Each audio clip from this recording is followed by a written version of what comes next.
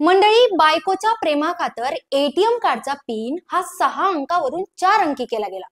तुम्हाला ऐकून धक्का बसला असेल, पण हे खरंय. एटीएमचा पिन आधी 6 अंकीच होता, पण नंतर तो 4 अंकी झाला.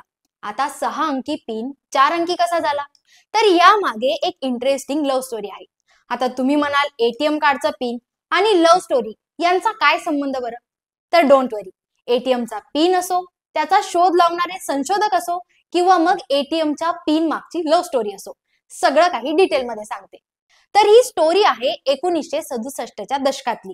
जॉन एड्रियन शेपर्ड बॅरन या माणसानं एटीएमचा शोध लावला. हेच एटीएम मशीनचे संशोधक जॉन हे 1967च्या दशकात एटीएम साठी सुरक्षा प्रणाली म्हणजे सेक्युरिटी सिस्टम तयार करत होते.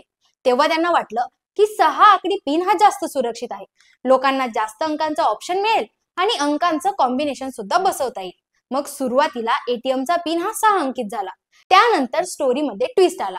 ते घरी गेले आणि त्यांनी एक टेस्ट म्हणून त्यांच्या पत्नी कॅरोलाईनला हा 6 आकडी पिन सांगितला.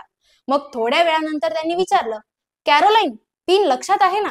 तेव्हा ती अगदी सहज म्हणाली, नाही, मला 6 आकडे लक्षातच राहत नाहीये. मी जास्तीत जास्त 4 आकडे लक्षात ठेवू शकते.